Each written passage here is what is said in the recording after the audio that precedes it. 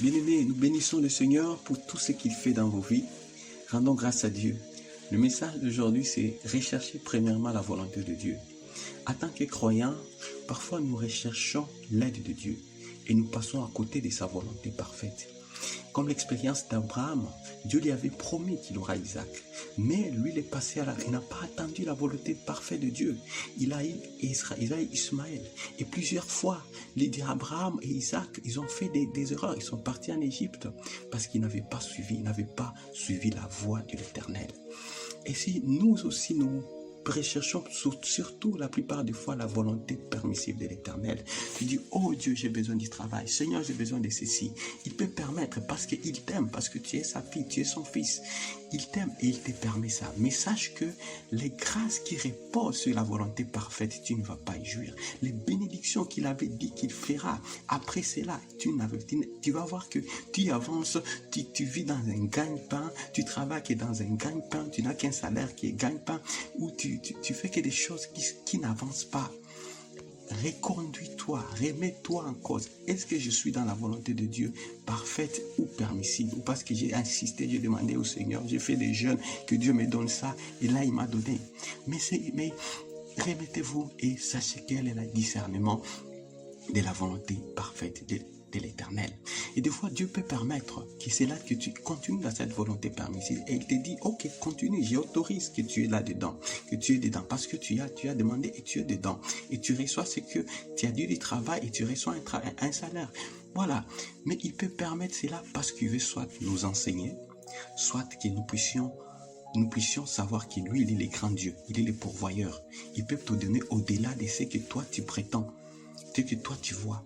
Alors, il nous demande de pouvoir toujours nous remettre à sa volonté, remettre à sa voie. Et comment cela nous allons le faire? Parce que comme dit dans Matthieu 6,33, de rechercher premièrement les royaumes et la justice de Dieu.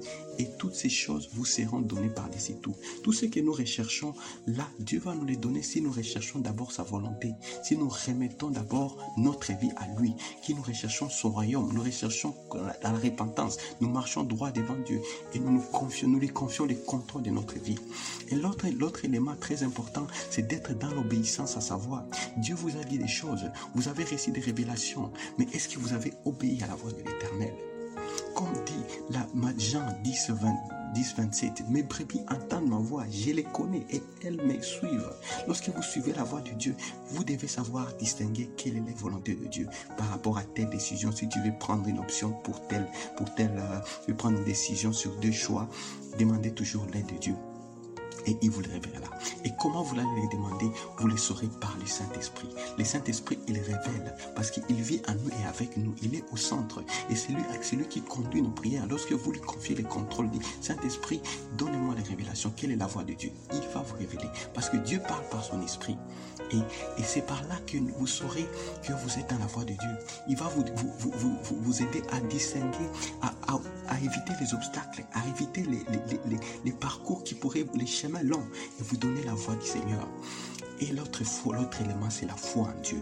La foi, c'est une ferme assurance des choses qu'on espère. L'espérance, c'est déjà une patience. La foi implique la patience et la foi aussi demande que nous puissions persévérer dans ce qui est la voie de Dieu. Lorsque Dieu t'a dit que c'est ça la voie, persévère dans ça et avance dessus. Même si les obstacles sont là, mais sache que si c'est la voie de Dieu, tu verras qu'il y a des obstacles, il y aura toujours des solutions qui sont en train de se créer et tu vas aboutir à la gloire que le Seigneur a promis sur ta vie. Soyez bénis, excellente journée. C'est votre frère Ben.